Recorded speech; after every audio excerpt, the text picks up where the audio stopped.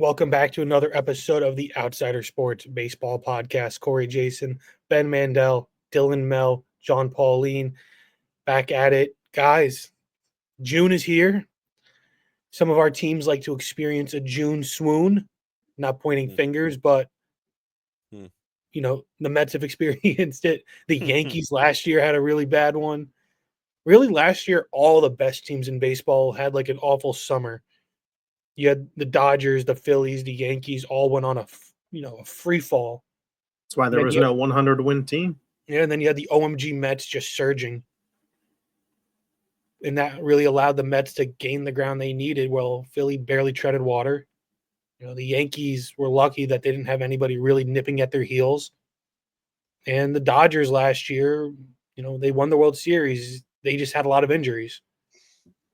But let's hope that... Speaking of nobody nipping at the Yankees' heels, can we just throw out that maybe the first season Baltimore had was a fluke and this team just really isn't that good? Can we? If only somebody was suggesting that at the beginning of this season when they picked the Orioles to finish fourth. Yeah, we might be able to stamp that as a just a fluke season.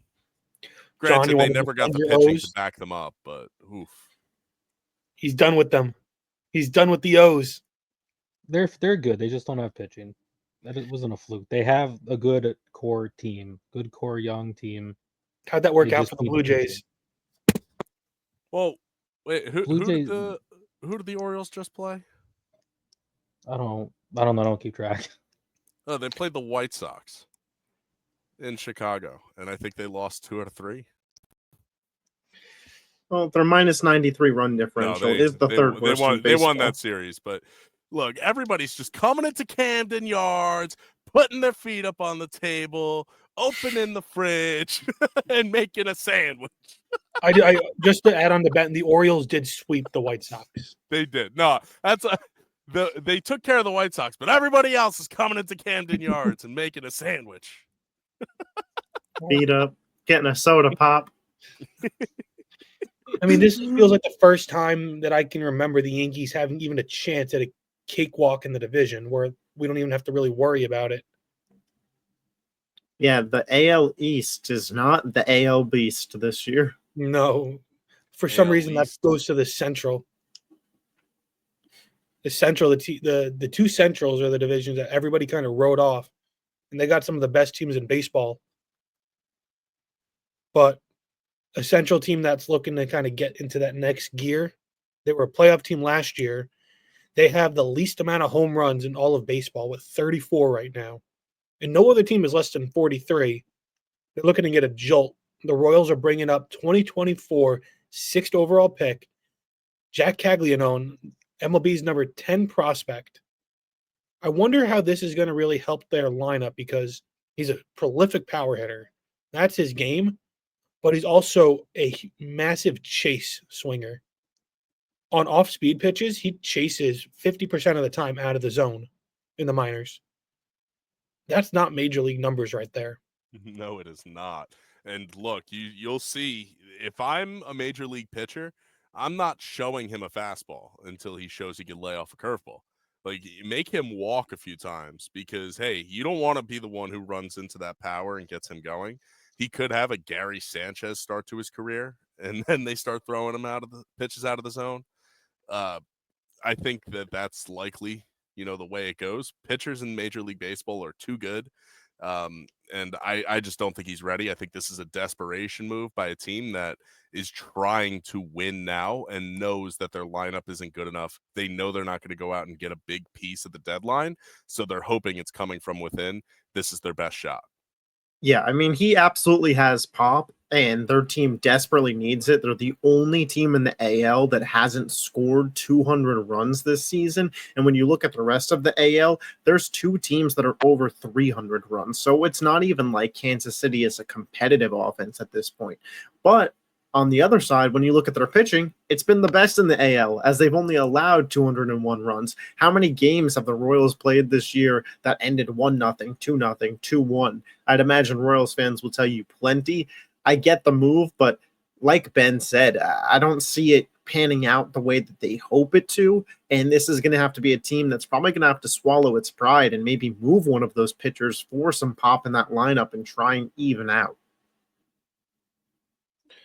Yeah, it's going to be interesting just because they have the Tigers in their division, the Twins, Cleveland, a couple really good teams that could make some noise or at least be pesky.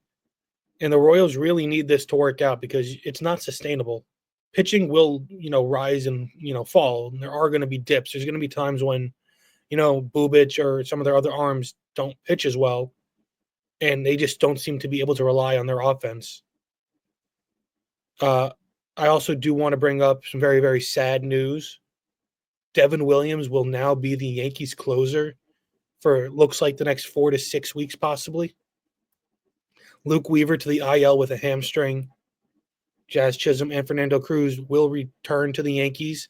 But Devin Williams, who, was the Yankees' big relief pitching acquisition this past offseason, was awful to start the year, where he got demoted.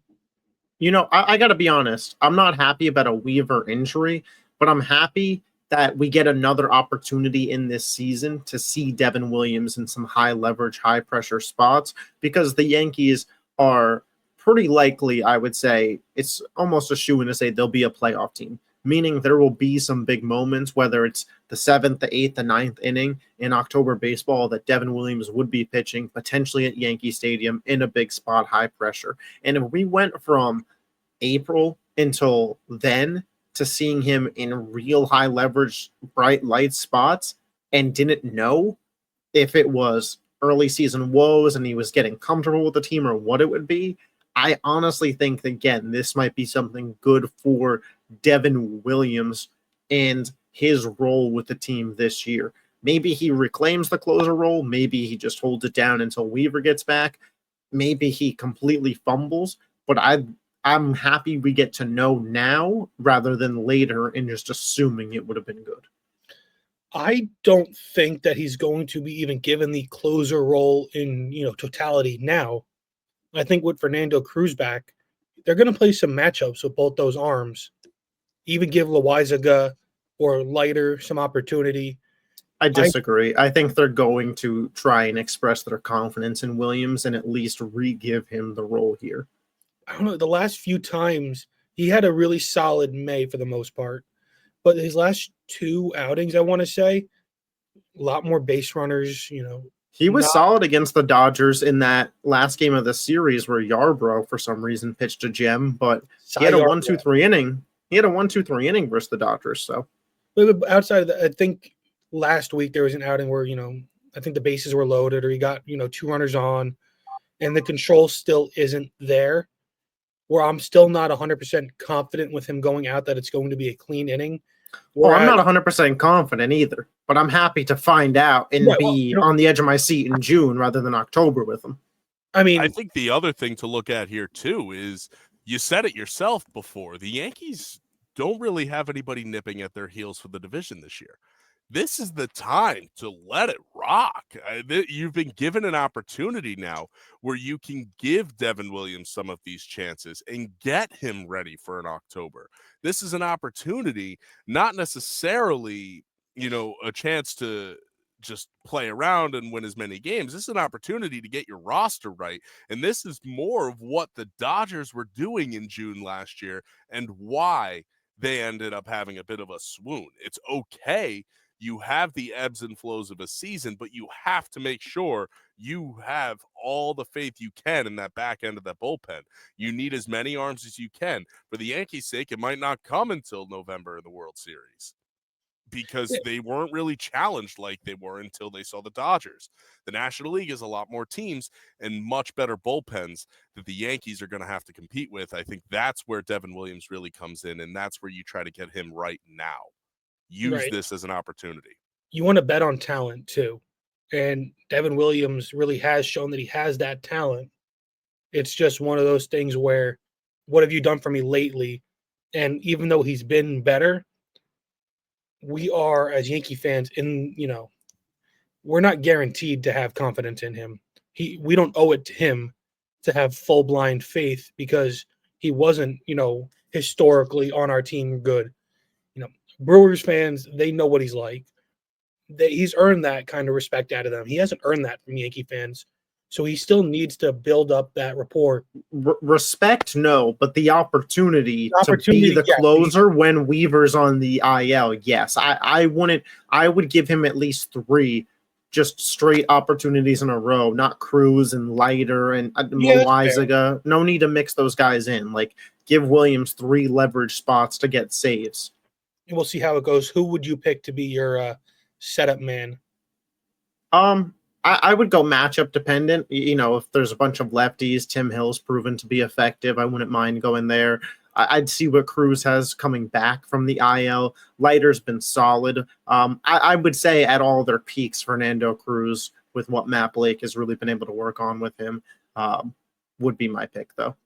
And, we also brought up Jazz being back. What do you guys expect much out of him, with that flank injury, really the oblique that's kept him out?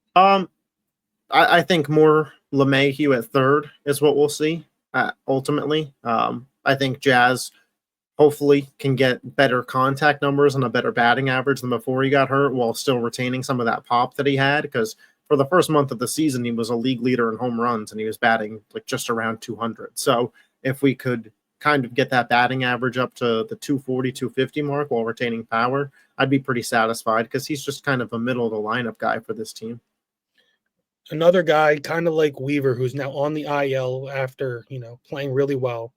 Former Orioles ace, a guy that they still really should have tried to retain, and they wouldn't be in the predicament they're in.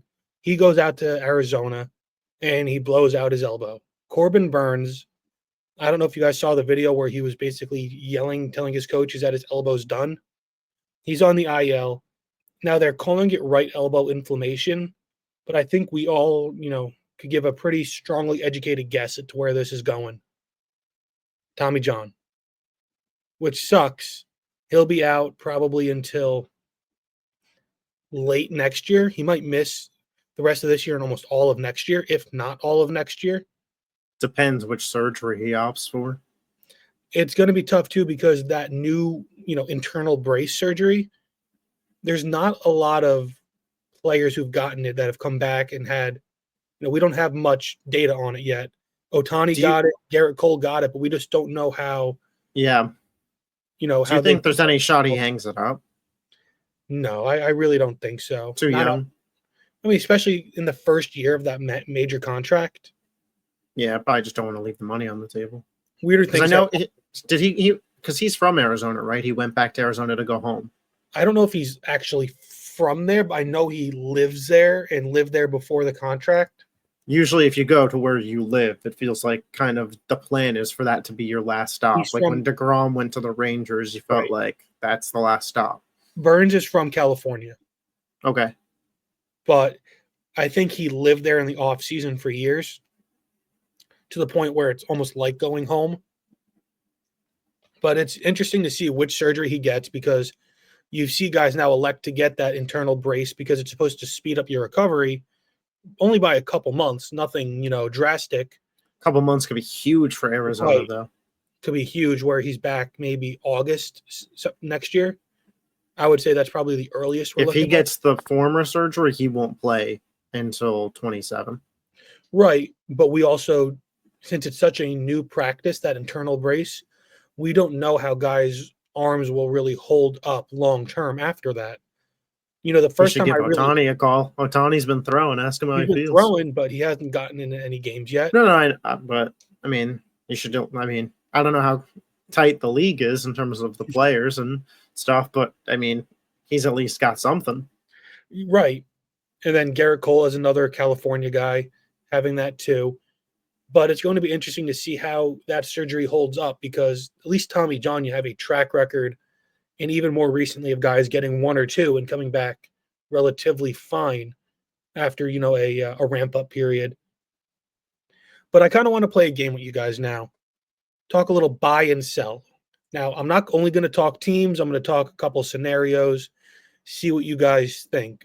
But let me know if you're going to buy or sell. So let's start off. Are the Red Sox going to be buyers or sellers?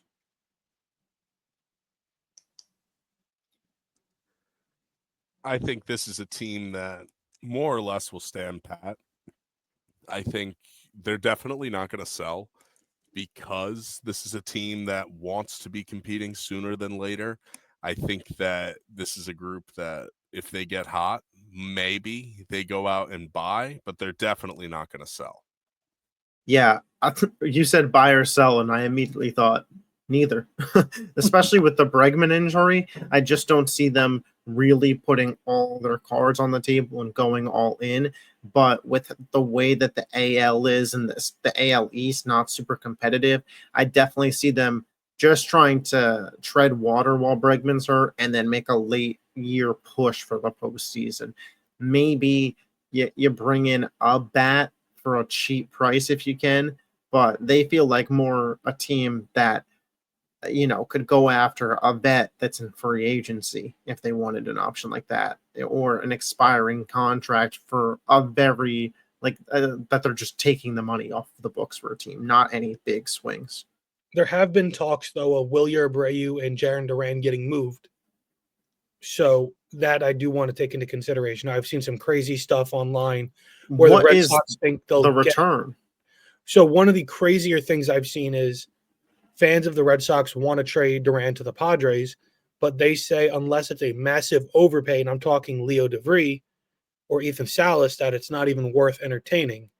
Now, I think that's ridiculously stupid because that's not even an overpay. That's just on another level. But Duran might not have, a future with Boston.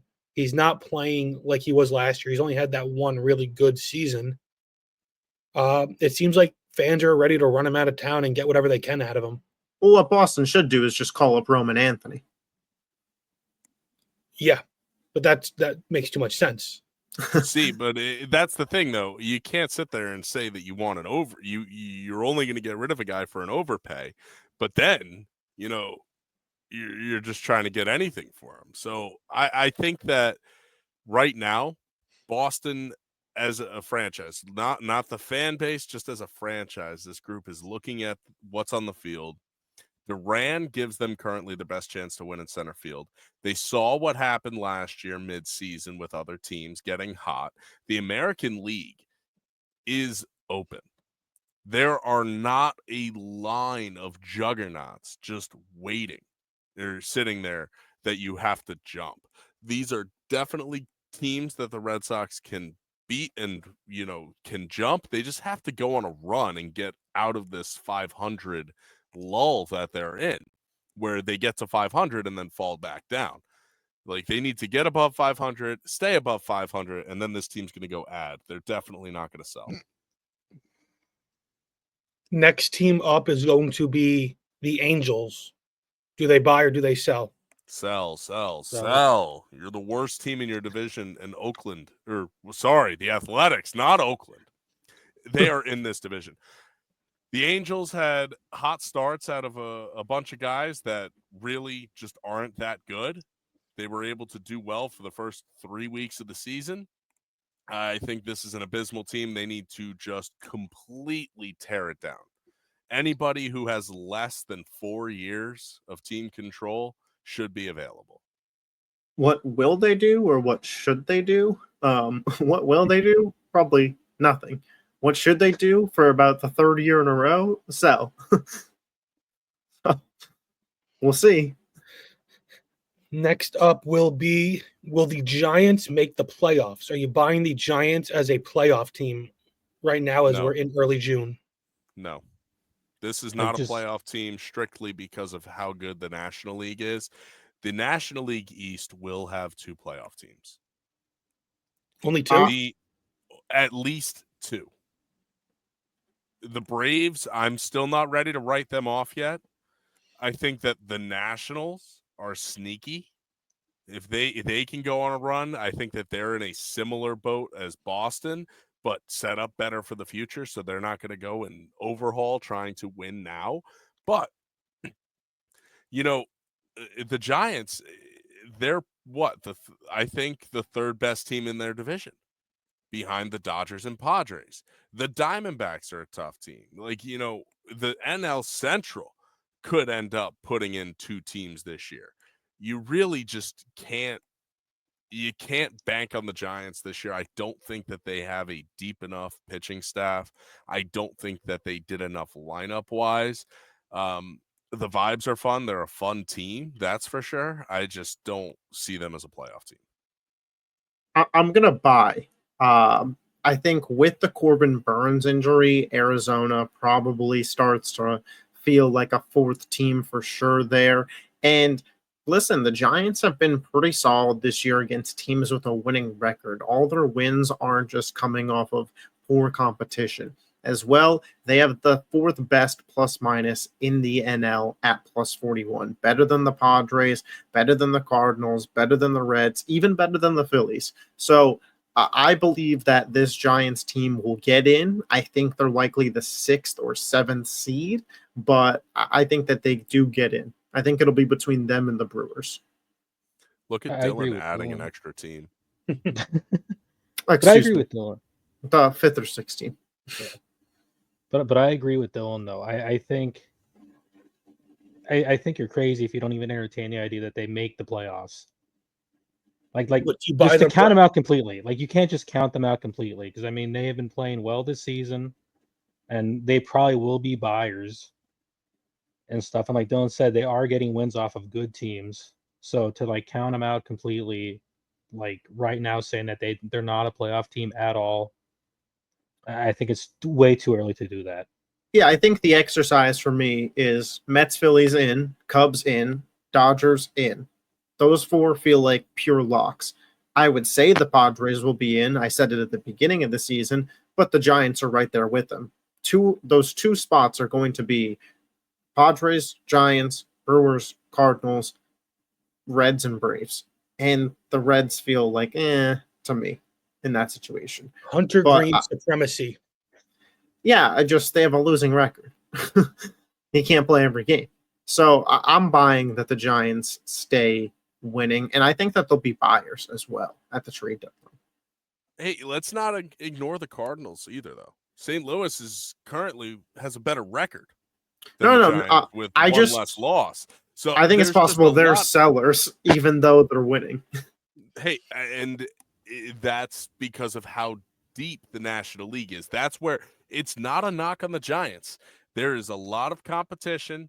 And when you look at competition, who has the hardest in-division games? It's the Giants. Because the Giants have to play the Padres. They have to play the Dodgers. Whereas Milwaukee, they can beat up on the Pirates. You know, the Reds, yeah, okay, they've been solid hanging around this year as well. They're still below 500.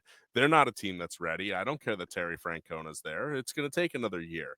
But, you know, like there's just a lot more winnable games for the Brewers and Cardinals. I think that the NL Central is a bit better than we gave them credit for this year. And I just think the Cubs, you know, they're rolling with the division. Milwaukee, though, they're still going to find a way in. Milwaukee always finds a way in. No, that's fair, and I think that both of those teams will be battling until the end of the year. Well, let's look at Milwaukee though. Are they going to be buyers or sellers? I don't see them doing either. Again, I think this is a team that just rolls with what they have. See, I could see Milwaukee buying this year strictly because the window is closing, right? Like of their ability to compete. I think that they know that they need pitching. I think they go out and they get some pitching. They're going to get expiring contracts, add some guys to the lineup. You're having anything out of Kristen Yelich at this point needs to be taken advantage of. And I think that's where the Brewers go out and buy because, you know, you have some of these older guys on your roster that you didn't win with. You want to go out and try to get something out of it. And I just think that the Brewers, it's a sneaky team. You never really know what they're going to do because of that and the way they operate. But they definitely do not sell. No, what about the Rays? How do we feel about the Rays? Because they're in 3rd place in the East, but they've been in 2nd for a lot of the season. And they're kind of treading water under the radar. Sell. This team is going to sell. They know they're not winning a World Series this year. They are playing in the Yankees spring training facility. This is sell written all over it. Could you imagine George I think Steinbrenner Field hosting a playoff game? Like, would they even allow that? I think the Rays could potentially be 40-10, and I wouldn't be confident that they'd buy at this point in time. They just don't buy. All they do is sell, get prospects, make them good, and then don't pay them. So there's nothing that you could ever do to convince me that the Rays will buy. And if they're borderline playoffs, they're probably selling. Now, how about this? We spoke about a couple teams that are good. One of your locks, Dylan, was the Cubs. They have a guy in Pete Crow Armstrong who is making an MVP case. Do we think that'll be the case at the end of the year? Will he be top 3 in the MVP voting? No. Oh, top I 3. I find I'm not it hard saying he's to going to win it. See, I just feel like for his position and what he provides, it's very difficult to win MVP and get that kind of recognition. I think that you have two guys on the Mets in Lindor and Alonso who will end up getting more votes than him. I think that obviously Ohtani is going to get more votes than him. It's just tough because he has been the battery for the Chicago Cubs team. He's the Energizer Bunny who has kind of brought everything together, it feels like, this year. I find it hard to see a guy winning MVP in today's MLB hitting less than 30 home runs, and that's where he'll ultimately be. I mean, So, I don't for hear any reference, bias at all in Ben's statement. No bias at all. Look, For hey, reference, whatever. I don't hold anything that Brody Van Wagenen did against anybody like Jared Kelenic or, Pete Crow Armstrong. Hey, the Mets would be in great shape if they had Pete Crow Armstrong still, rather than half a season of mediocre Javi Baez. But look, that's just not how the cookie crumbled. So here's what I'll say, because when you asked the question, my initial reaction was no, and then I thought, who's up for the award? Ohtani is obviously minus 260 right now. Fernando Tatis Jr. is plus 1,100. Then it's Pete Crow Armstrong at also plus 1,100. Corbin Carroll plus 1,600. Kyle Tucker plus 1,600. Freeman plus 2,500. Lindor Alonso plus 4,000. Soto plus 5,000. My thought here was, if you asked me would he win it, my answer is no shot. Top 3, I think he's going to be. Definitely makes it more of an interesting question. I think he's going to be competing with Kyle Tucker. I think that if Tucker can get some pop going this summer, he'll catch and pass PCA. And I do think that conventionally in our minds, Tucker is already just the best player on the team. So it'll be easy to do that. So I'm going to say he finishes top 4, but not top 3. So let's now go to the Diamondbacks. We've brought them up a few times. Are they going to be buyers or sellers? And then on a side note, will Corbin Carroll have a 40-40 season? I don't think he gets there with the home runs. He 40 home runs for Corbin Carroll this year. I'm not saying it's impossible. Has 17 right now. I just don't think he gets there. Just not a believer in him getting up there. You see a lot of guys start off hot and then they'll go through a month and hit like 2. But what about the Diamondbacks as a team, though? Buy or sell too? Diamondbacks, I'm going to say sell. Yeah. Well, see, I don't know, though, because this is a team that barely missed the playoffs without Corbin Burns last year. And really a Mets second half surge away from getting into the playoffs. And who knows? This is a group that has gone into the postseason and done damage recently. So, I don't think that they're going to be gung-ho on selling, especially you saw how frustrated ownership was after the Jordan Montgomery contract. Well, here's why I'll say sell, because I do think they have multiple contracts that are expiring that teams would be interested in.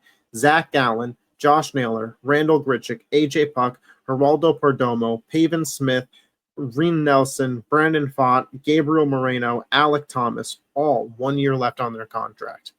If they don't have a productive June, they might make multiple deals to move some of those bats to AL teams.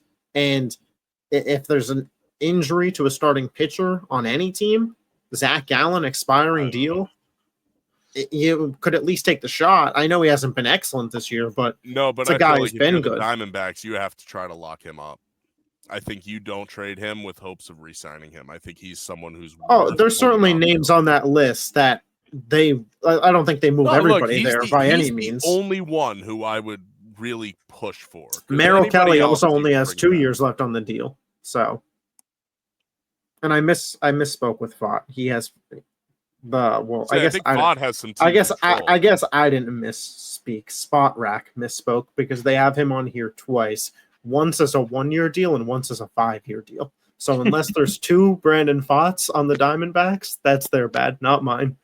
Well, he's only had 2 years prior to this, right? Yeah. So he has tons of team control left. Yeah, I think it's way more likely we see a Naylor, Pavin Smith, Moreno potentially get moved rather than a pitcher. And maybe, again, a Merrill Kelly with 2 years left could be a guy. Yeah, guys like Gallen and even Perdomo, I think they're going to look to more. I think they want to keep Perdomo as well. They have so many expiring contracts that it wouldn't surprise me if some got moved. So how about the Braves?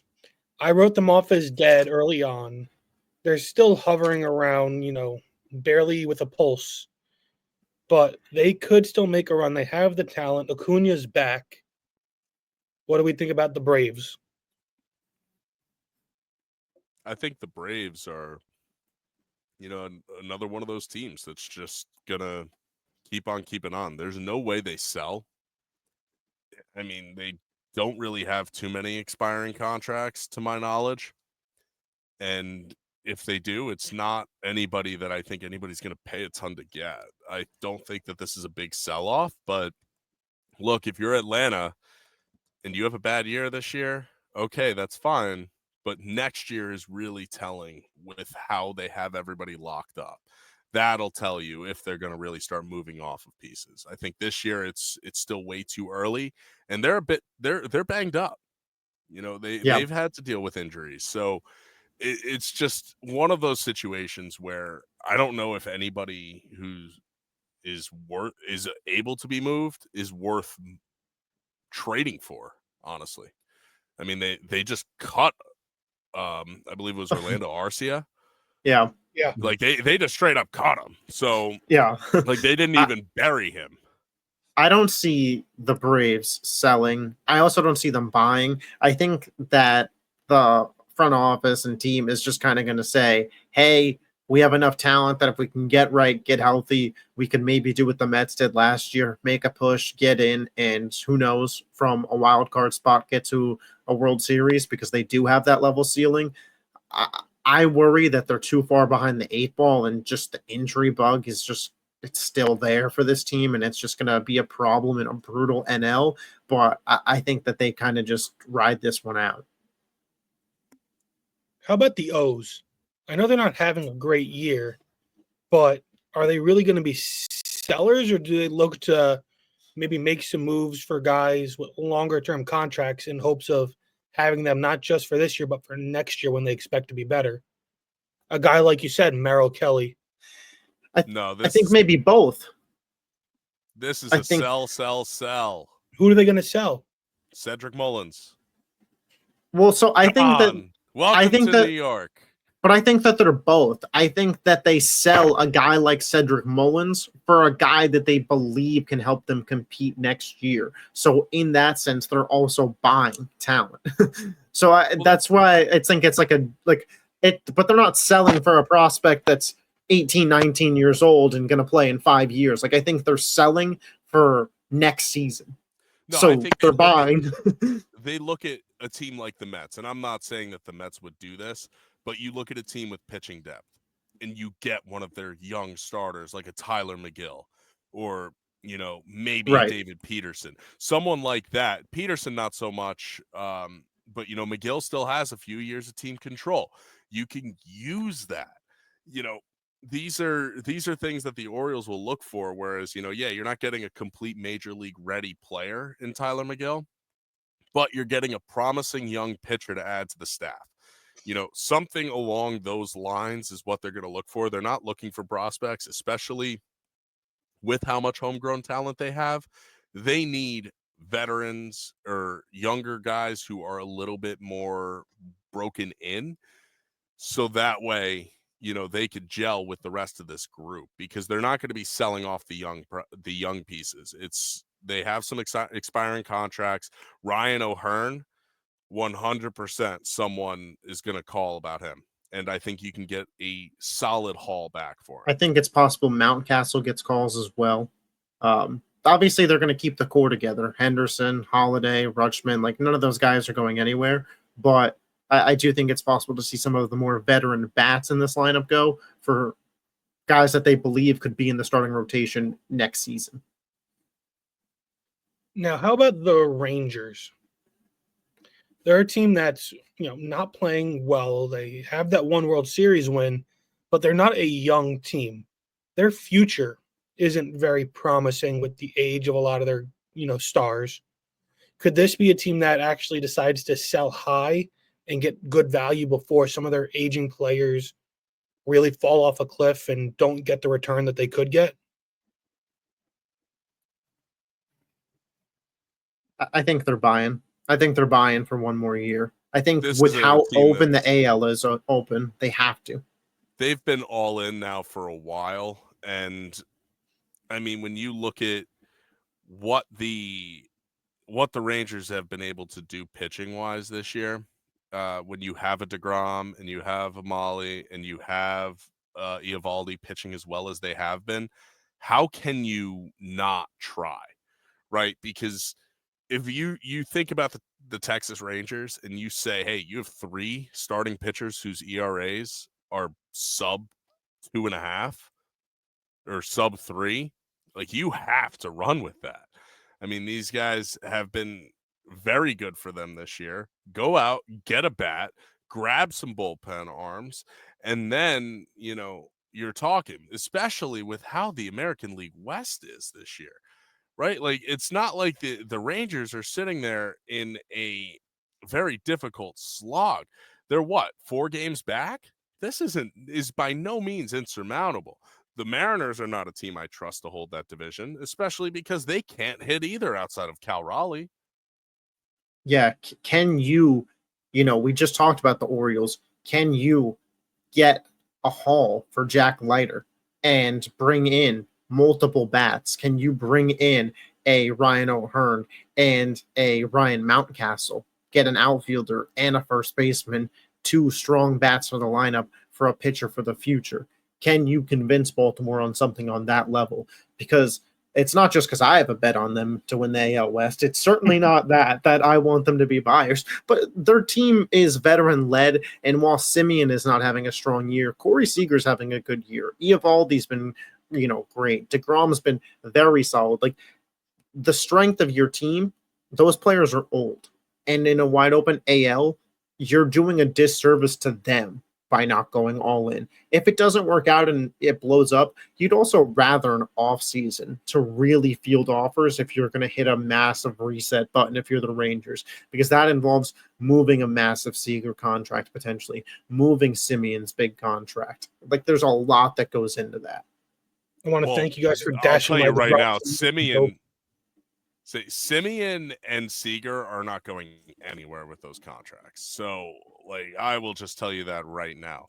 But DeGrom is an interesting case because he's now a few years in.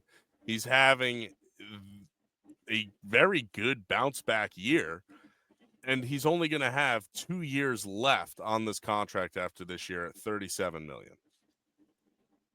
That's something that some teams might be able to swallow if the Rangers decide they're going to move off of someone, because you can get a decent haul back for him And I think, another team, they may not have a problem eating the money, especially if Texas can absorb some of it.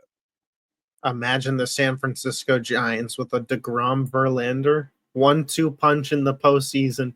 They would have been lethal in 2018. Mm. Those Scherzer in there. Why not?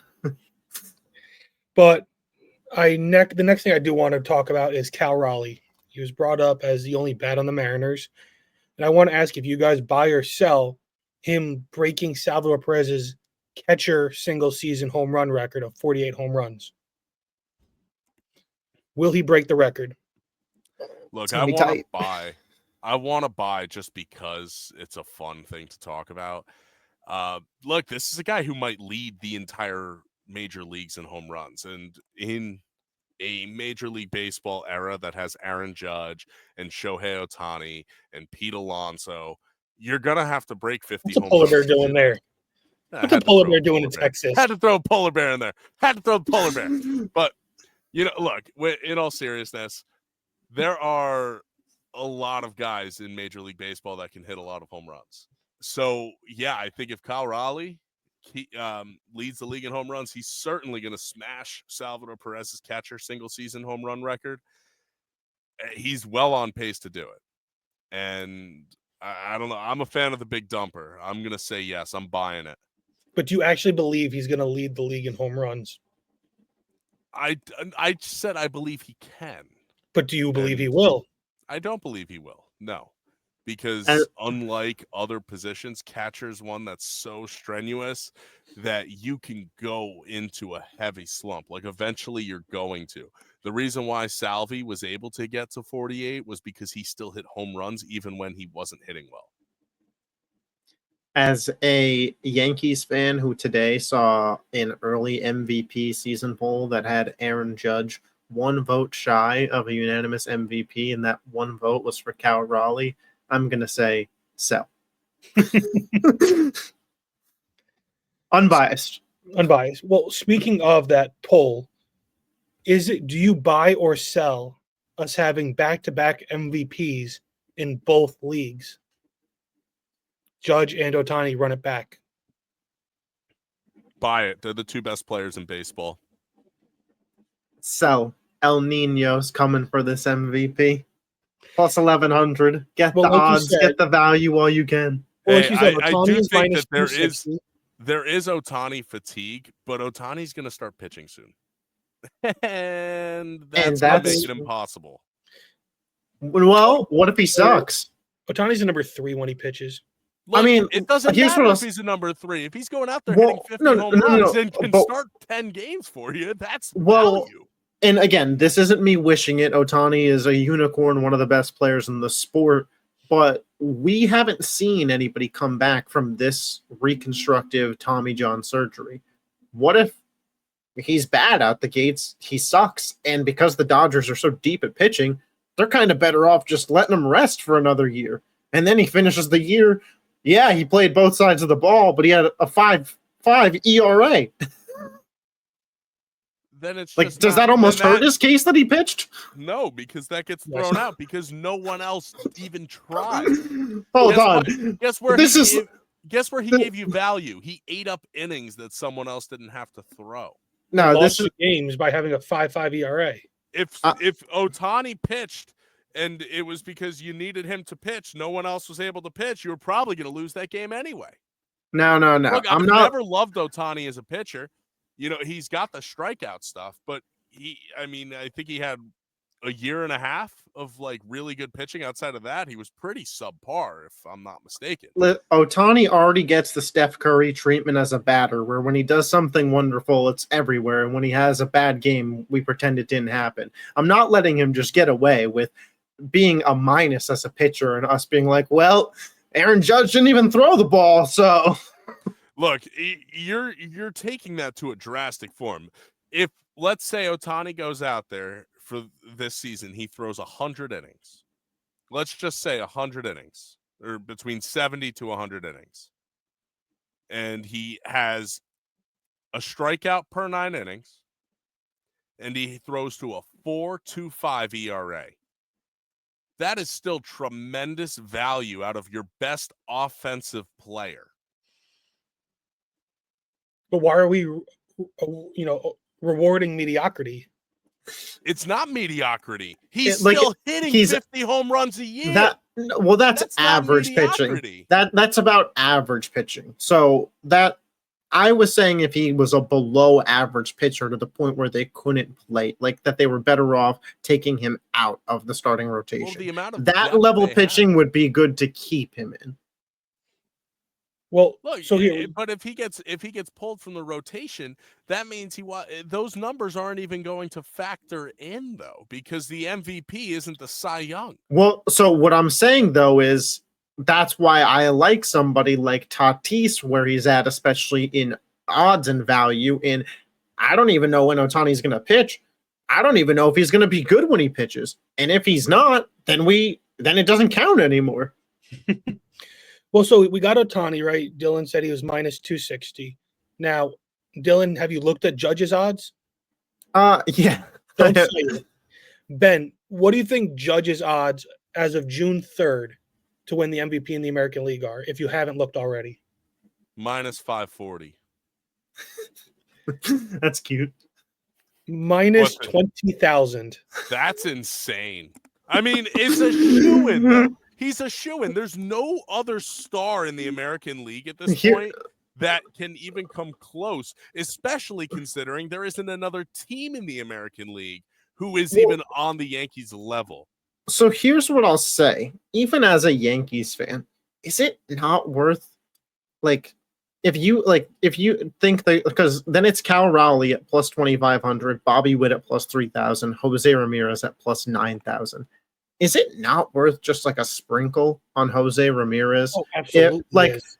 If Judge gets hurt, I know you're essentially just betting Aaron Judge to get hurt. But if I get Aaron Judge to get hurt at 90-1, that feels like decent odds. $10 to win 900. Hey, You're giving Ben ideas now. no, Dylan's just out here trying to bankrupt the company he works for. I mean, listen, you parlay Lindor plus 4,000, Jose Ramirez plus 9,000. Solid. I went down that Lindor MVP parlay last year. That did not do me any favors. Hey, It would have. Hey, if you Lindor cashed just out before like he got us, hurt. yeah, We me cashed at and the Ben right time. cashed out. We cashed when it got to its highest. And to be fair, let's also peek behind the curtain. You didn't cash out because you also had Ohtani at tremendous value, so it was worth it to let them both ride. Let's not pretend like the bet didn't secure you a nice payday. Ohtani plus 1,000. They'll never give that line ever again. Nope. Even if Ohtani's dead, you're not getting that value. Especially, Shohei you get Ohtani Matt retired Vasgersian in plus there. 750. Santa Maria. Let's talk about our teams, though. Ben, you weren't here last week, so we're lacking some Mets. Mets are 4-1 since last week. 0-1 versus the White Sox. Shame on you. 3-0 versus the Rockies. 0-1 since the last episode, though. 1-0 versus the Dodgers. 38-22 overall. They're a game and a half up over Philly in the NL East. What's going on in Mets land? Hey, well, last time I spoke was after, I believe, the Yankee series. And everyone was saying how the sky was falling. And, I said it's never as bad as it seems. It's never as good as it seems. It's the way baseball goes. The Mets are doing very well right now. And they are in the midst of a 4-game set with the Dodgers in LA. I said going in, I wanted just 2. Give me 2, split this, and I will be happy. You win the first game, now I want 3. So go out, find a way to get it done. If you can go into a postseason series with the Dodgers, winning 5 of 7 in the regular season against them, obviously it means nothing, but that kind of confidence is something that you need. And when you have a big 3 that you're trying to rival the Dodgers' big 3 with, they need to show up. And I think that even though they haven't necessarily had great games against the Dodgers, their presence has been felt. And look, Lindor just continues to rake another leadoff home run. And I believe the Mets, I don't know what the current winning streak is, but it's the longest active streak in baseball, winning streak, where a single player hits a home run.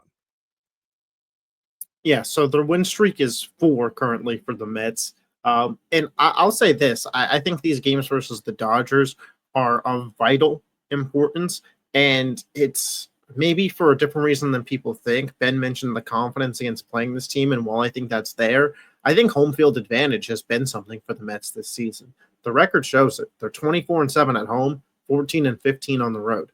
No, they've been fantastic at home, which, by the way, it's 27 consecutive regular season games where the Mets have won when Francisco Lindor hits a home run. That's insane. That's the second longest in MLB history. It's behind Carl Furillo's 29-game streak with the Dodgers from 1951 to 1953. Yeah, that's insane. So look, the Mets need to be at home and Lindor to homer and just go hammer the money line. It needs to be a night game with 30% humidity and look, all Lindor first pitch of the game, Lindor parks it over the seat. Live bet that guy. As soon as you see that home run hit. How's Soto doing? He hit a couple more home runs this weekend. Yeah, what's that average up to now? Look, I've already told you, I'm not worried about Juan Soto. Anybody could say that, oh, he looks uncomfortable. So did Lindor. Enough. Lindor had a brutal first year as a Met. I am so tired of this. Juan Soto doesn't look comfortable. So tired of it. His presence in the lineup is still there. The Dodgers intentionally walked Soto to load the bases to pitch to Alonso yesterday. So, look, say what you will, his presence is still there. So I've been a Soto defender for the most part here. I'm not tilting. I'm not very worried, but there's a slight that I am now in terms of worried. 234 batting average come June isn't something to just pretend is nothing. Now, he still has, an 800 OPS, 794. He has 45 walks, so he's getting on base, and he's still being productive when he does hit the ball. So I'm not going to kill the guy, but a guy who we're used to being a 270, 280 hitter at 234 in June is something that gives me a little bit of, when you think about what the ceiling of the Mets is, you're assuming they're going to have to go through the Dodgers at some point, and Mookie Betts will be back healthy, and you want that big three production to match out. Where Soto is right now is not at that level. Can he get there? Absolutely, but we're in June, so it does give me a little bit of pause. Do you know what? If you also look at the underlying numbers, wait. Do you know what Francisco Lindor's batting average was last year, heading into June? Again, I'm not saying that he can't, come back from this. And I believe in Juan Soto. What was Lindor's I don't know what it was. Average heading into June? It was 224 with 7 home runs and 21 RBIs. I'm not saying sell Soto. He's not comfortable. This guy stinks. Like, he's not going to be good. Like, I'm not coming to that approach. Yes, but when it comes to beating the Dodgers, I do have a moment of this can't be the level of play you have in that series. So I need to see improvement. There's also no correlation between Lindor last year. We did this with Lindor last year. But there's no correlation between the two. Then if you look at the underlying numbers with Soto, he's hitting the ball on the ground higher than he has in his career. He's meeting the ball further back in the zone where he's not hitting the ball out in front like he normally does. He's lost 2 to 3 miles per hour on his swing this season. Now, you can look at the flip side and say the last 2 months, April and May, they were not either, in the top 3 of the worst months he's ever had in his career. So you can look at it and say, at least he's not the worst he's ever been. Or you can say that there's still worse that he could do. Yeah, and I'm not betting against Juan Soto. No, it's just at this point in the year, I do start to look at it and go, hey, when's this going to resolve? Again, it's not nearly as big of a deal. And, just that Lindor had an MVP season last year. Yeah, and So listen, I am unlike most Yankee fans where I still love Juan Soto, root for him. I hope he does the same thing. I hope he has the same exact, June on that Lindor had and gets an MVP combos. Lindor's first full season as a Met hit 230. Right, but this is a World Series caliber team. You can't afford Juan Soto to just slump all the way through the year. The Mets were a World Series caliber team in 21. And they didn't win it then when Lindor had his slump. You want to win it now. So you need Soto to produce. I'm not saying that you don't want him to produce. I'm saying I'm not worried. He's going to turn it around. We have already gone through this. My panic meter is a 2 to 3 out of 10. It's not high, but it's not 0. Lindor looked significantly more uncomfortable and worse his first year as a Met. But what does one have to do with the other? Worried. What do you mean? Because he's a superstar player with his first year with the team. What do you mean? What does one have to do with the other? We just saw this situation. And calling Soto's issues with the Mets, just chalking it up to first year with the team is willful ignorance, because we've seen him with the Yankees the 1 year he was there, and the Padres the one, his first year there, not have gone through this. It's always different going to a different team. He didn't leave the city he was in. It's the same city. Okay, and you can't say it's a new team and a new environment with new pressure. So what's wrong with the Mets environment that it's causing him to do this? There's nothing wrong. He's adjusting. It's an adjustment period. I hope John's writing the timestamps down for the clip here. Why didn't he have this adjustment period last year? First year with a new team in a new city in a new environment, and it wasn't the same. Title of video: Why does Juan Soto suck on the Mets? Again, I'm just saying, you guys can first just year on a new continue team. looking for whatever you want to look at. We are all fine in Metsville. We are all fine in Juan Soto world. Get over it. You're not feeling like you overpaid for him? I didn't overpay for anything. I mean, the Mets. You're not feeling like the Mets overpaid? No, because Steve Cohen's pockets are empty or bottomless. They're bottomless. To pay, there's no spend money however he wants. That he can waste like $600 million on a 230 average hitter. I will say I agree with Ben there. When your owner he has infinite money in a league that has no salary cap, it doesn't really matter to me what any of the contracts ever look like. You from signing anybody else ever. So you're one of few teams that have that luxury. I would say the Mets and the Dodgers are the only two teams that quite literally have no self-imposed salary cap. The Yankees is at $300 million. So they don't say it, but if you look at their books every year, their books say it. So I completely agree that as a Mets fan, I'd have zero care whatsoever about what any contract ever is. Not to want to get too much deeper into this, though, at what point do you sound the alarm in your mind, though, with Soto, Ben? Like, what needs to happen for you to start to question it? Next July? No, look, again, though, because I saw Francisco Lindor not have a good first year, not have a good first half in year 2. Lindor still never made an all-star team as a Met, though. What? Lindor still has not been an all-star as a Met, and we're how many years in? I don't care about that. What I'm saying is, care about all-star appearances. I care about the fact that he's playing at an MVP level right now. And I know Juan Soto will get there. You can only hope. I know. I mean, truthfully speaking, the odds are in Ben's favor that he'll get there. For the record of anybody that's watching the long form, the clip, I have not disagreed with. I have just said, now that we're in June, I start to put an eye on his stats. Hey, now I'm starting to look at this and be like, it's actually gotten a little worse. I mean, that's all we're saying. Nobody's saying that, Soto sucks. He's a 230 hitter for the rest of his career with the Mets. We're just saying, hey. Frank the Tank is saying, no, you're saying, when is it time to panic? And I'm saying it's not. Oh, you guys are saying there should be. You guys are the ones who are concerned. Where I, as Mets fan, I am not. I guess we'll have to check in, at the Because end of you June can, and you see. can go and continue winning games. And Guess we'll have check the in best 7 record in days. baseball. You can have the best record in baseball with him performing the way he is. I'm fine. It's fine. He will be fine.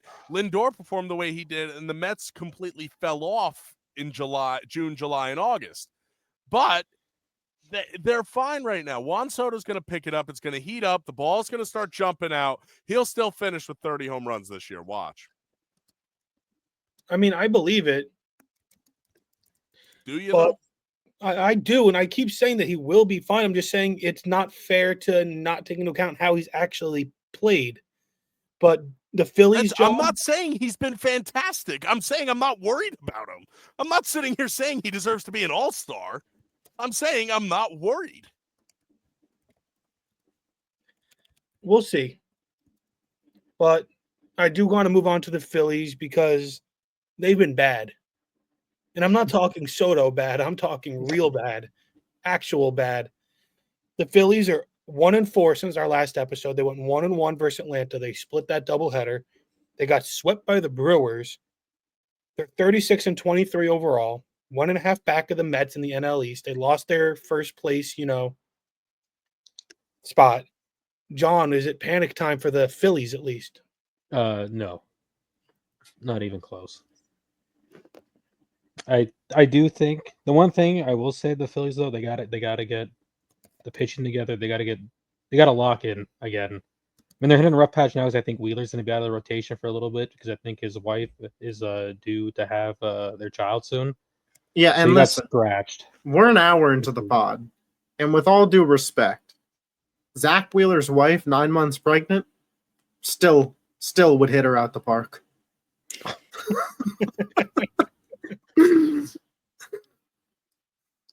I'm just throwing it out there. No, but like the Phillies got to get that out. I think Luzardo will bounce back. I think they're bringing Abel up again. I was just reading that I think they're going to shut Painter down during the All-Star break and let him rest up. I don't know if I have no clue what they're doing with him. I swear Phillies, to God, once again, though, no clue what they're doing with Andrew Painter. yeah, I have no idea. It's like the circle. This is the year Andrew Painter comes up. We could really use a starting pitcher. What are we doing with him? I don't know what they're doing. Andrew Painter traded to the Angels for Mike Trout.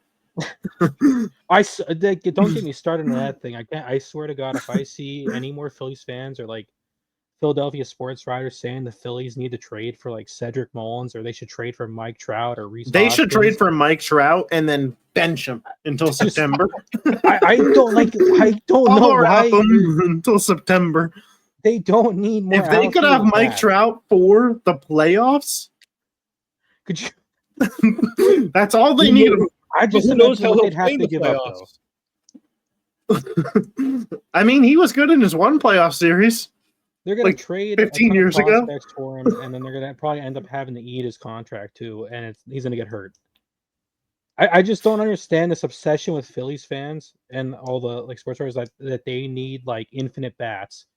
It's like they just ignore the fact that the Phillies just have bullpen struggles and stuff, and they're like, solution is not to get better arms in the bullpen. It's just that if we get enough bats, we can score 20 runs, so our bullpen can give up 10 runs and we still win. That seems to be the strategy. Well, the problem is the Dodgers took every relief pitcher possible. Tanner Scott, Blake Ryan, they just traded for Alexis Diaz. Like, I know. The problem is the Dodgers just actually own every bullpen arm now. Well, Phillies could have had Tanner Scott. Instead, they're like, no. They could have had Alexis Diaz. If only a former Philly closer was still on the free agency market that actually was playing really well last season.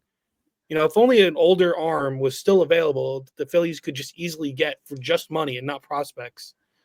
Like David Robertson just makes too much sense, right? He does. I makes a lot of sense for the Yankees too with Weaver's injury. They're just obsessed with bats. They're just obsessed with bats. They want infinite bats. Hey, worked out today so far versus Toronto, unless they somehow blew that. I wouldn't be surprised. They were up 7-0 when I walked upstairs to do this podcast. Would not be surprised. I have no idea what they're doing with their pitching. I mean, they had brought Abel up, pitched a good game, immediately send it back now. Now they're bringing him up again. Like, I have no. They got to get their act together with pitching wise. It's a 7-1, so looks Yeah. like they're in a good spot. Speaking of a good spot, the Yankees playing Cleveland right now. Jazz and Volpe just went back to back. Jazz back from the DIL, like we said earlier. Mhm. Yankees 2-2 since the last episode. 1-0 versus the Angels, and then 1-2 versus the Dodgers. Weird series. Flush it. Yankee Yeah, an fan got hit by 18-run let up. Yankee fan got hit by falling concrete. Just Shout out Will Warren. yeah, weird series. The Yankees are 36-22, 5.5 up in the AL East, first in their division, obviously.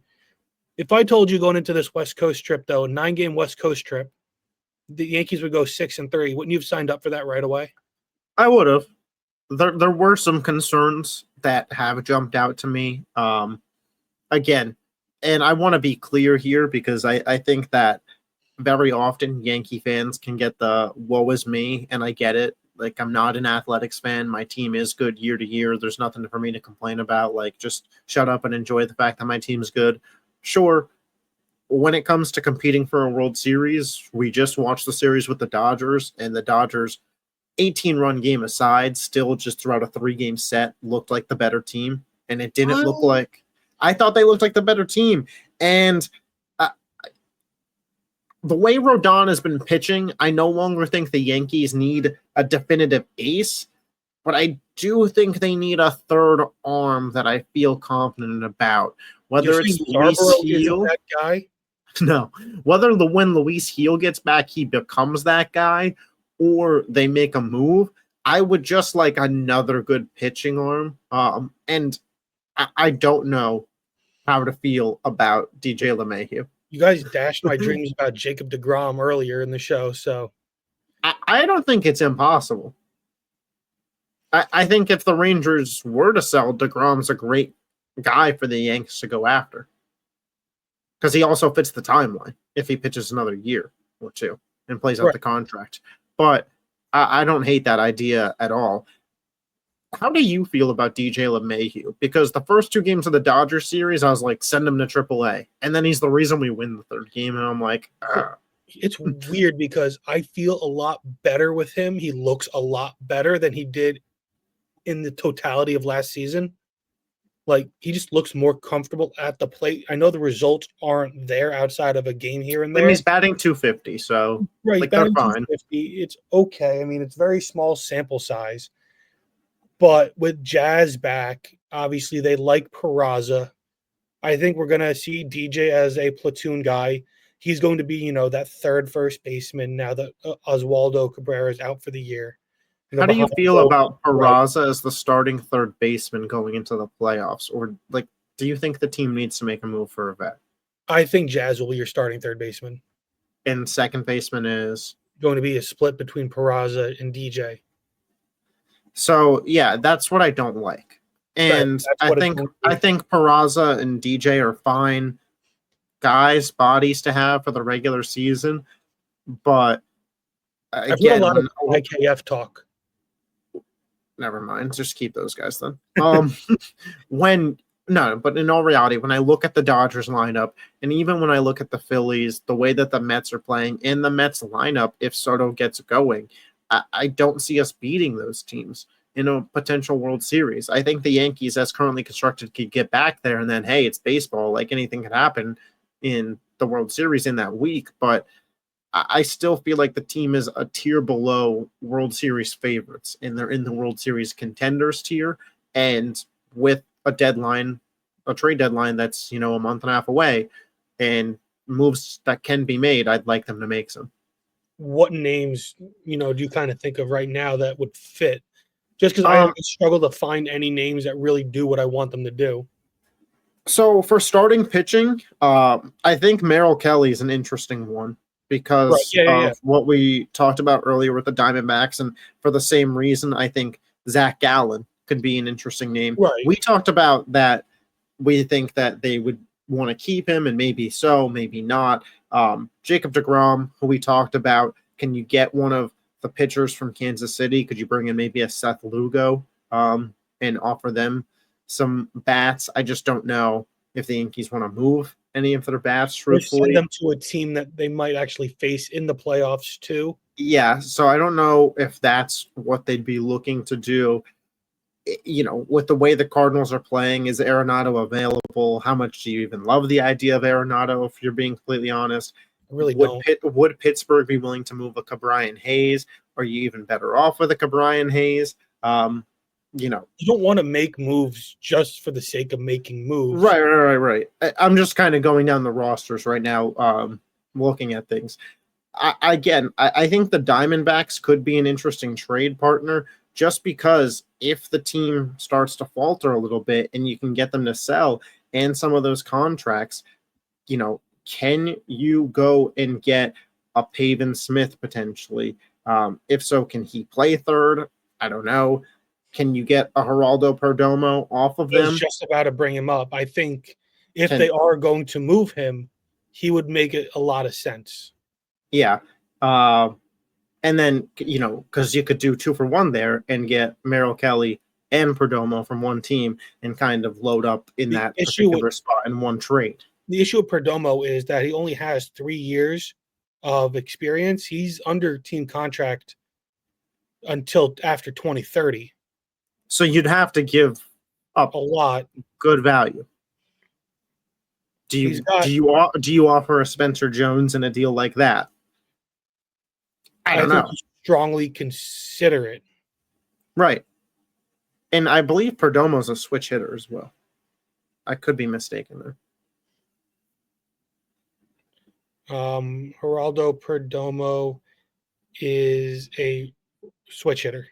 Yep. So that, obviously brings something good, interesting to the lineup. Doesn't quite have as much speed as I would want for a leadoff guy, but, could potentially succeed in that leadoff role that the Yankees have kind of had some question marks we've been around. running out Goldschmidt and Trent Grisham, Ben Rice, guys that could are known be better than. Yeah, so we'll see. I'm still interested to see what the Yankees look like with Stanton back, and if the team just has so much pop that the pitching is fine. I hope that the team gets to see that before the deadline. That way they could have some kind of idea, but the Yankees have kind of just been floating over the last 2 weeks since I've been on the pod. Yeah, they've just been chilling. I mean, again, West Coast trip where they played the Rockies, the Angels, and the Dodgers. Yankees don't go further west than the Rangers now for the rest of the season, which I do think is pretty huge. Yeah. But let's kind of go into our studs and duds, because I've been a big Reds guy all season. Hunter Green is my Cy Young pick, but my stud is going to actually be somebody else on the Reds. That's going to be their starter, Andrew Abbott.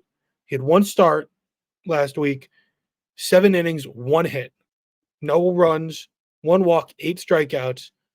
So, no ERA, but people are hitting 0.45 against him. That's a pretty great start, pretty great week, if you ask me. Then on the flip side, my dud is going to be Mike Yastrzemski from the Giants. 5 games, 19 at-bats, 1 hit, 1 walk, 6 strikeouts. He's hitting 0.56 with a .156 OPS. That's awful. Yeah. And, for somebody whose grandfather was such a great baseball player, it's really disappointing to see, because the last name brings some weight to it. Yeah, it's a tough one. For me, my stud, a guy whose praises I've sang all season long, Francisco Lindor. 5 games, 4 home runs, mixed in some leadoff bombs in there as well. He was able to work a couple of walks, a 381 average, and a 1.387 OPS. Last time I dudded Lindor when I was on the pod. This time we're going to give him the stud honor. He had a great week. My dud, Brandon Pfaadt, who has gone viral for what people are calling a yes hitter, because he did not record an out against the Nationals. He allowed 6 hits and 8 earned runs. His ERA jumped from a 3.90 to a 5.05. An absolutely brutal outing against the Nationals for Brandon Pfaadt. So, hey, this is definitely one he'd like to forget. Not a good week for him. Yeah, my stud and a player that we should all be rooting for, and I'll explain why. Christian Yelich. 4 home runs over the last week, 10 RBIs. Now, I don't know how many people on this pod are familiar with the podcast, Pardon My Take. I'd imagine everybody has Oh, some yes. level of familiarity Yes. with it. Yes, the Yellish bet. So Big Cat, a host of the podcast, Ben, you can let me know if I get anything wrong here. If Christian Yelich wins a home run derby in his career, Big Cat has had this bet for years now. He has to cut off one of his toes. And Christian Yelich, on a bit of a power surge, maybe now could find himself in the home run derby. It's a possibility. With I don't think anybody. I think it was just a bet he made with the universe. Ben will get the full details. I will talk about my dud, Trevor Story. Trevor Story of the struggling Boston Red Sox at this point had 6 hits in the last week. He had 10 strikeouts in that same span. If that doesn't tell you where Trevor Story's at. Dylan. Yeah, Dylan. I don't know where you got the toes from. Is it not a toe? No, Big Cat and PFT have to eat each other's ass if he wins. That's a big difference from cutting off. I remember the video. I think they said, "Oh, should we do something like cut off our toe?" And then they switched it to that. I saw this. It was, I think, PFT. They were talking with Jeff Passan, and they said to Passan, like, "Hey, do you know about this bet?" And they were like, "How likely is it that Yelich wins the Derby?" And Passan's like, "Oh, I don't know." And then they told him what the bet was, and Passan's like, "I'm finding a way to get him in the Derby." Yeah, I wonder how they'd prove that they completed the wager. That has to be on video. Oh, that's going to be live streamed on OnlyFans. Come on. You know how much money that they'll make from stoolies that are just like, degenerate. I need to see it. I need to see it. A bunch of men watching other men. That's one video I know I'm not going to watch. Happy June. Happy June, man. Happy June. Man. Yeah. Go Christian Yelich.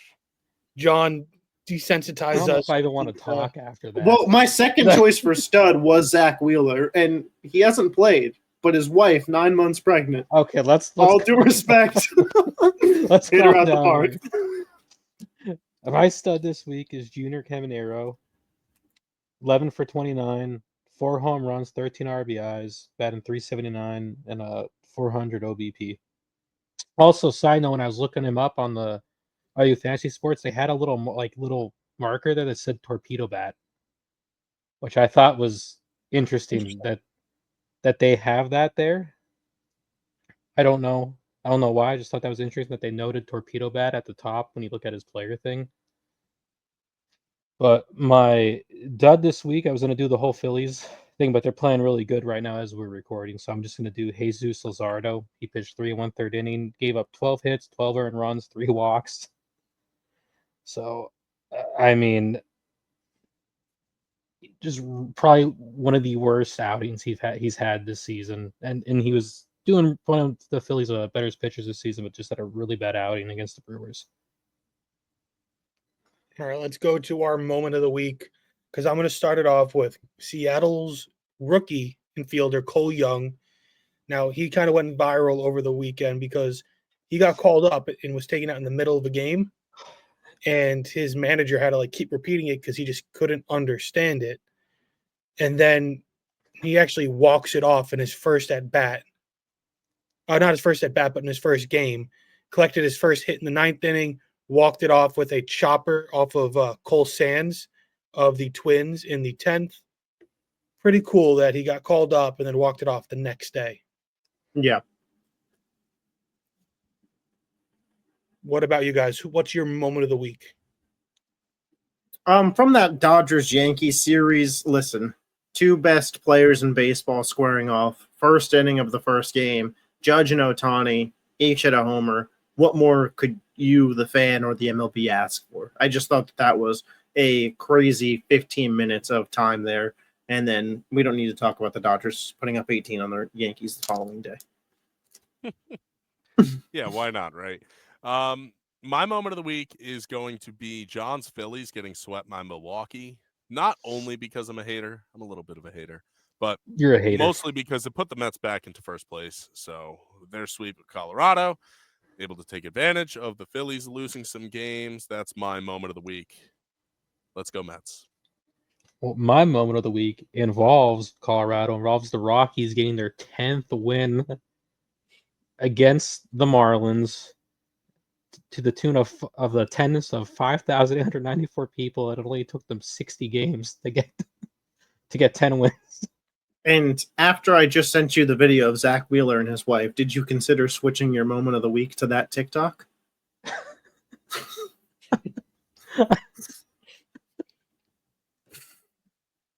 No. I wasn't sure if as a Phillies fan, No. that was a highlight of your week now. No. Can't say. Can't be happy for a guy anymore. No, I'm happy for him. you're not thrilled for him. Just happy. I don't know the guy personally. Come on, that's your ace. We'll Support your ace, John. But let's go to the weekly series highlight because there's a few series this week that I think are really intriguing. Most of which, in my opinion, is Chicago at Detroit. The Cubs playing the Tigers, two of the top 4 best teams in all of baseball. Skubal, PCA, Kyle Tucker, Gleyber Torres, Riley Green, Torkelson. A lot of really good names here. I think that this is a potential surprise World Series matchup. Both teams are more than capable of making it on their sides. Now it's going to need to be pretty crazy for the Yankees and Dodgers or Mets to have one of those three not be in the World Series. But if it's none of those three, then this is going to be the matchup I think that is most likely to happen. And it's just fun. Skubal on his way to possibly back-to-back Cy Youngs versus a very good hitting Cubs team. It's going to be interesting to see how this series shakes out. Yeah, the Cubs really relied on the long ball to start the season. They've been hitting the ball well, so that's definitely a good one, Corey. I'm going to go with a bit of an under-the-radar matchup, in my opinion, and that's Texas and Washington. Texas heading to the East Coast. Washington's a team that is better than expected. I think a lot of people were just kind of expecting them to be at the bottom of the NL East. They're currently ahead of the Braves, hovering around 500. I think 80 wins is right around where this Washington team ends up. In order to end up there, you're winning some big games. I think that, Washington is definitely a thorn in a lot of contenders' sides. And Texas, this is a team that also just below 500, looking to get things going. I think this should be one of the more exciting series this weekend. Yeah, absolutely. I agree there. I'm going chalk. Red Sox by the Yankees. Somebody had to bring it up. Somebody had to talk about it. I will. Red Sox hovering around 500. In still what is an open AL East. The Blue Jays are in second right now, and they're about to be exactly 500 once their game with the Phillies goes final. The Yankees, we talked about it. Are they going to have a cakewalk to winning the AL East? This is their first matchup with Boston this year. If Boston could potentially get the best of the Yankees in this matchup, could be something to close the gap for them. Or the Yankees could possibly hold Boston out of the playoffs by taking advantage of some of these games, especially while Boston's dealing with injuries. My mic was muted. Let's try that again. Take 2. My weekly series highlight this week's going to be the Padres Brewers. You got the Padres they're a game behind, 1 game behind the Dodgers. You got the Brewers who are 5 games behind the Cubs. I think they're currently on a 7-game win streak right now as we record. I think they're looking like they're going to lose against the Reds now, but they're on a pretty hot streak though, regardless. So this will be a good game to watch. Good series. Yeah, very. Let's search for Yelich home runs. Yelich home runs and Zach Wheeler's wife having a baby. Good week for Dylan. Dylan cares about that way too much. Well, because it was a plot line of the podcast. We had to, bring people across from the beginning to the middle to the end. Is listen, if you don't talk about ace in baseball with smoking hot wives in June. What are you talking about on a baseball pod? You know who I saw once? Amy Cole. When Garrett was rehabbing. I mean, Justin Verlander, Kate Upton. Well, so this is funny. Dylan and Corey, you guys will get a kick out of this. One of my old roommates, Ethan Green, he's a graphic designer, does a lot of video work, and the company he used to work for has high profile clients.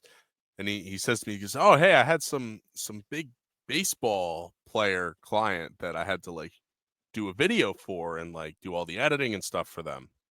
It's like, do you know, like he's like, he kind of sounds like Kermit a little bit. He's got a weird voice. I was like, "Oh, who is it?" He's like, "Oh, do you know who Garrett Cole is?" I was like, "Yes." This is like 2 years ago. I guess they did some fundraising event. Garrett and his wife, Amy, and he said Amy's who he primarily dealt with. So that's no idea who he's dealing with.